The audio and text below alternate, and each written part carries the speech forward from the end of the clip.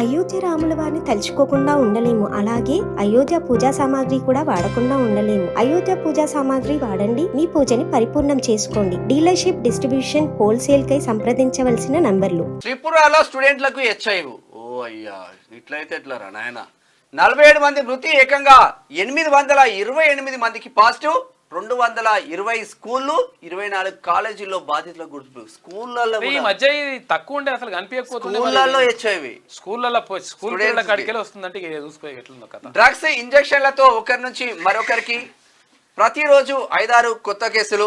ఇది ఇట్లా ఉంటే మొత్తం మీద త్రిపుర స్టూడెంట్లకు హెచ్ఐవి అనేది పెద్ద అనేది కాదు మరి. అసలు యాక్చువల్గా ఏదో మొత్తం శాపగత నీరులే కట్టి పోతున్నట్టుంది. చాలా జాగ్రత్తగా ఉండండి. ఎందుకంటే ఇంతకుముందు అంటే చాలా రోజుల నుంచి అంటే ఈ చర్చ వస్తలేదు, ఇప్పుడు కొంతవరకు వస్తుంది. అయితే ఇంకొక విషయం కూడా, ఇక్కడ త్రిపుర స్టూడెంట్లకు హెచ్ఐవి డ్రగ్స్ వల్ల ముఖ్యమంత్రి రేవంత్ రెడ్డి గారు పదే చెప్తున్నటువంటి మాట, డ్రగ్స్ గంజాయిని అరికట్టాలంటే తీవ్రమైన ఉక్కుపాదం పెట్టాలని చెప్పిండు. దానికోసం ఇక్కడ మత్తు ఇంజెక్షన్లు ఒకరికి ఇచ్చుడుతోటి ఇంతమందికి అంటే ఇప్పుడు ఆ ఇంజెక్షన్ ఉంటది కదా, ఆ ఇంజెక్షన్ ఇచ్చి మళ్ళీ వానికి వీడికి ఇచ్చేసి 10 మందికి ఇచ్చుకుంటూ పోతారు అన్నట్టు. కొంచెం ఇచ్చుకుంటూ పోతారు. ఇట్లా హెచ్ఐవి సోకింది అందరికి.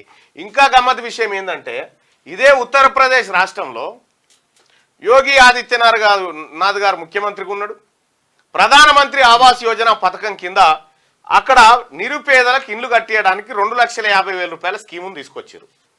స్కీమును తీసుకొస్తే మొన్న పైసలు పడ్డాయి, ప్రయాగ్రాజ్ జిల్లాలో పైసలు పడ్డాయి. అవి ఆడోళ్ళ పేరు మీద వేసిరట.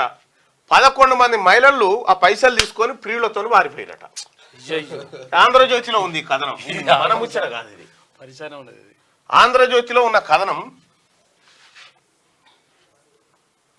ఇగో, పథకం సొమ్ము అందుకొని ప్రియులతో పరారు.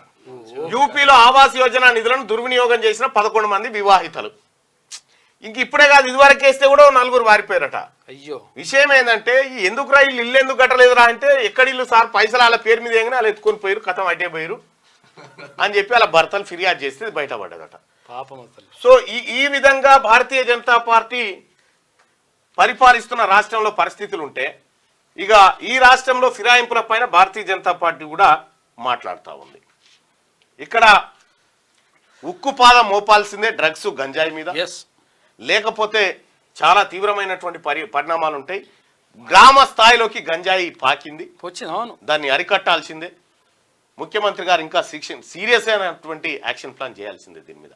ఈ సమాజానికి 220 స్కూల్ అంటే చాలా డేంజర్ కదా. ఇది కథ.